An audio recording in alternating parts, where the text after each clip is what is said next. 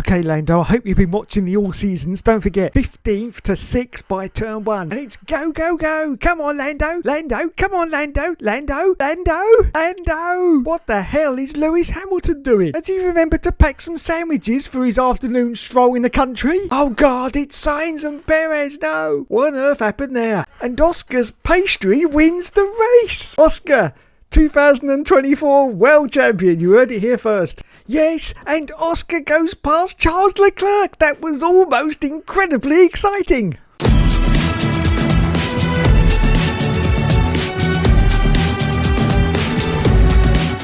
Hello everyone and welcome back to a brand new video. Yes, it was the Baku Grand Prix. Stick it up your barmy army.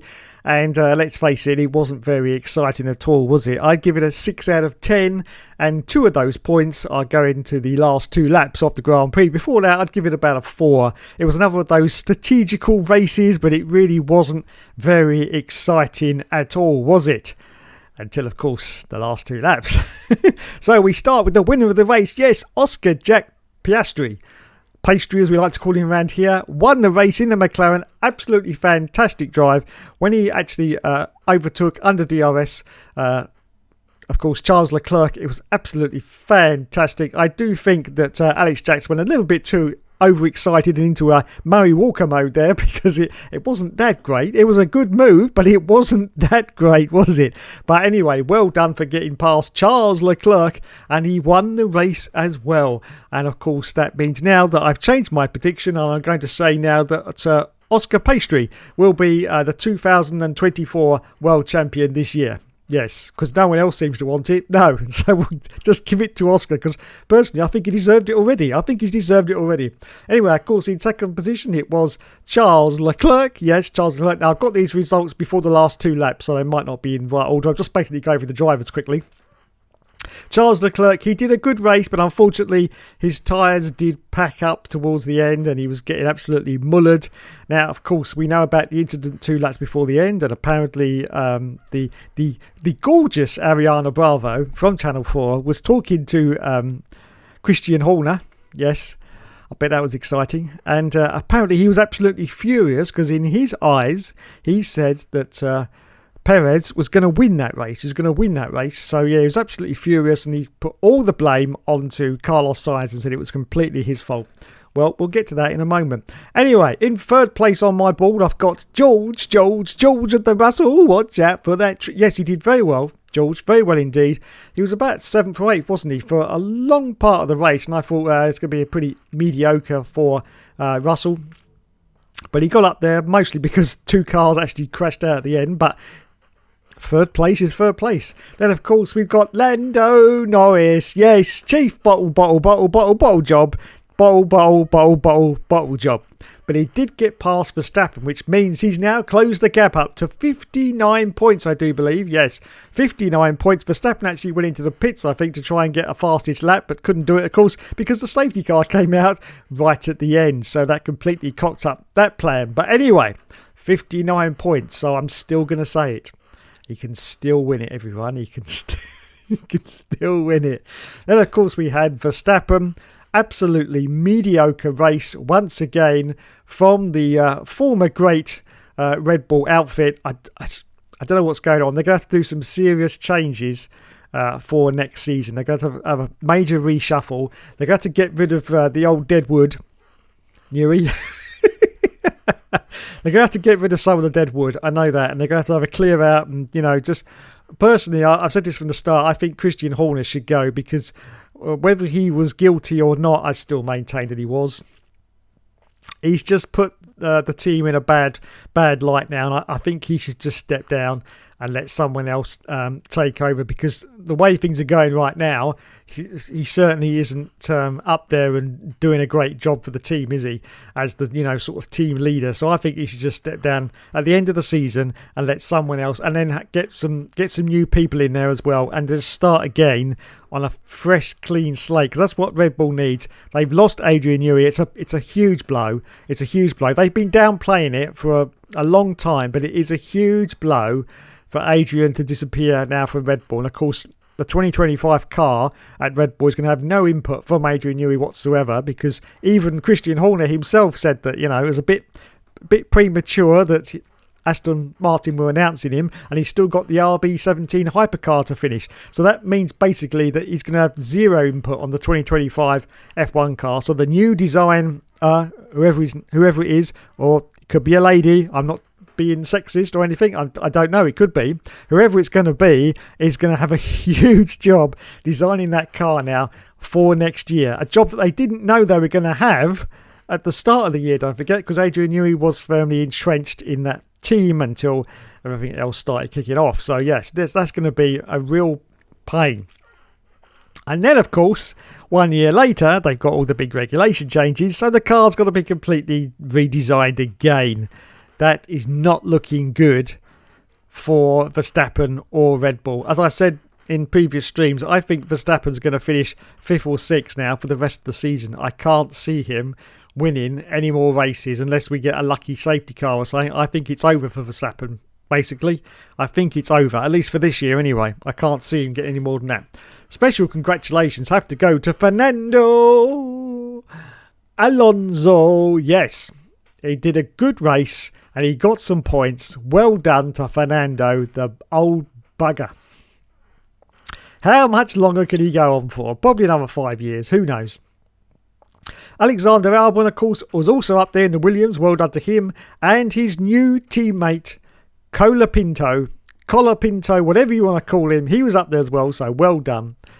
And then, of course, we have to go to Lulu. Yes, Lewis Hamilton. My God, what the hell was he doing in that race? Even the team were telling him to hurry up. He's going, I'm trying. It's not me, it's the car.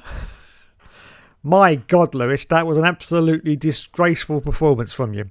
I know you're on the hard tyre and you pretty much drove that with those tyres for, I think it was like 38 laps or something, wasn't it? Something like that anyway. So I can understand that, but you were just doing nothing. And looking at your going around the circuit, apart from that one section which they did show on the Channel 4 highlights, which looked like you were going like a rocket ship. So I don't know how you managed to go like a rocket ship at certain points and not get anywhere.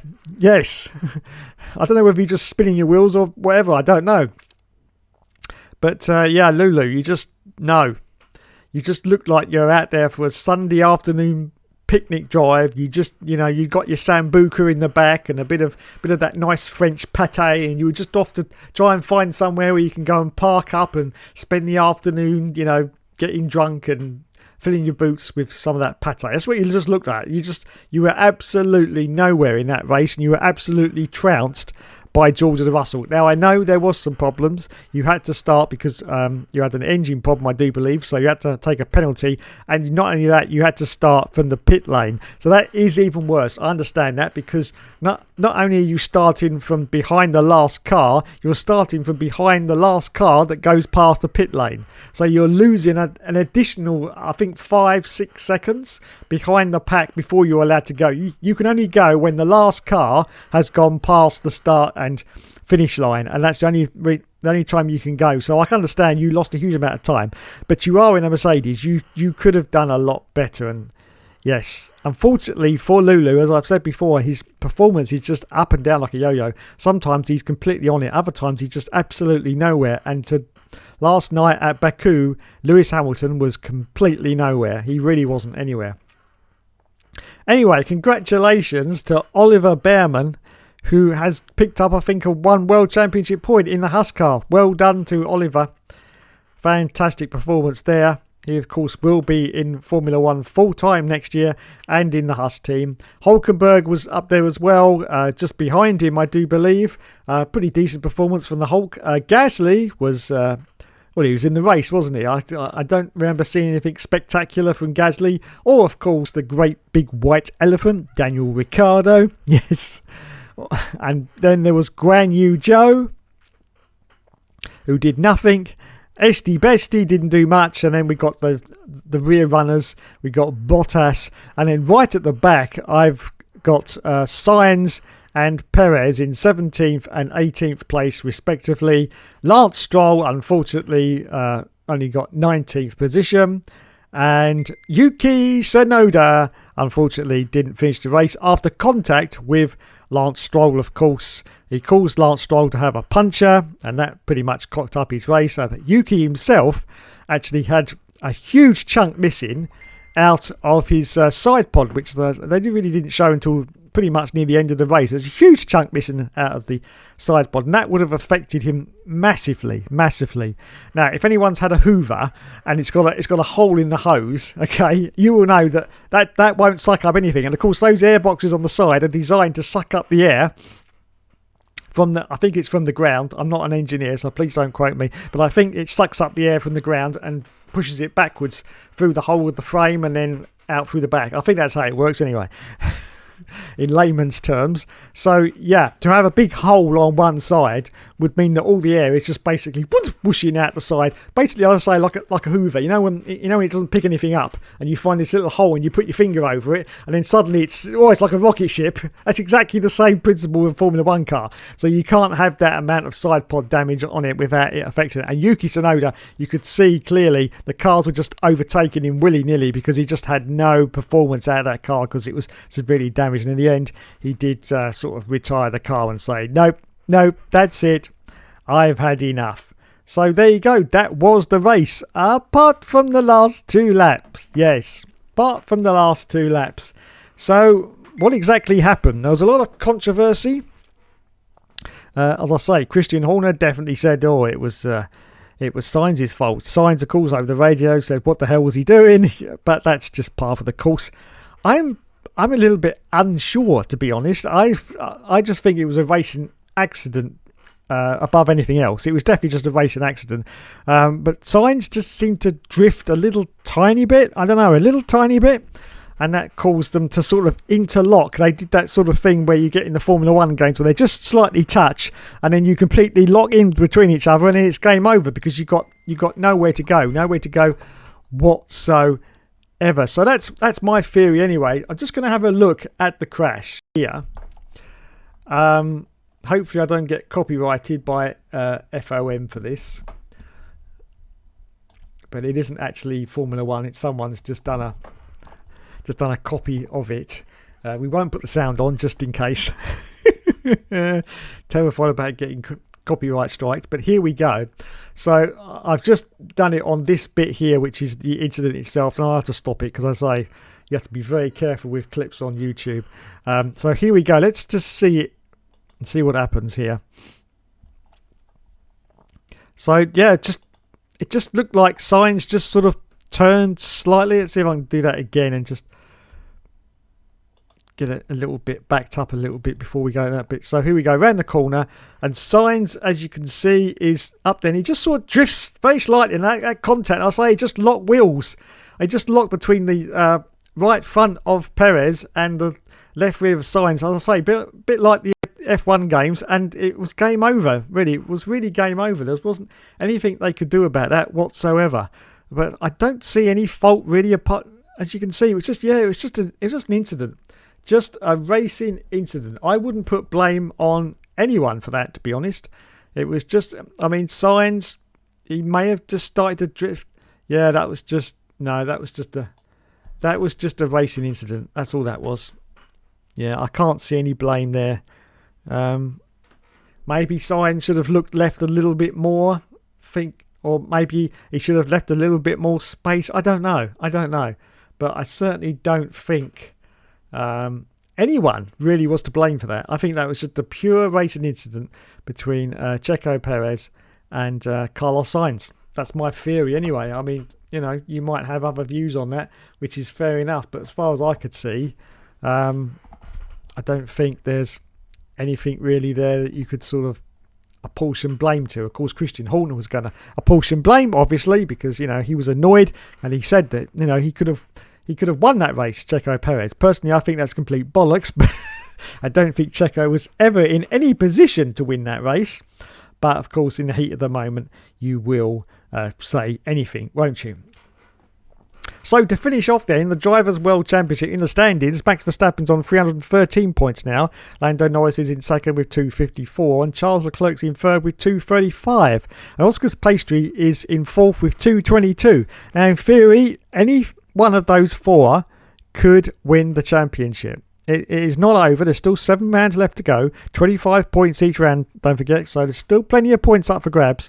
And it's still anyone's championship. But I just feel that no one wants to win it this year. And I think that's great. I think that's great for everyone viewing at home. It really is. Because I was getting bored of Max Verstappen. Nothing against Max. I've said that before. I haven't got anything against Max. But I don't like dominance in sport anyway.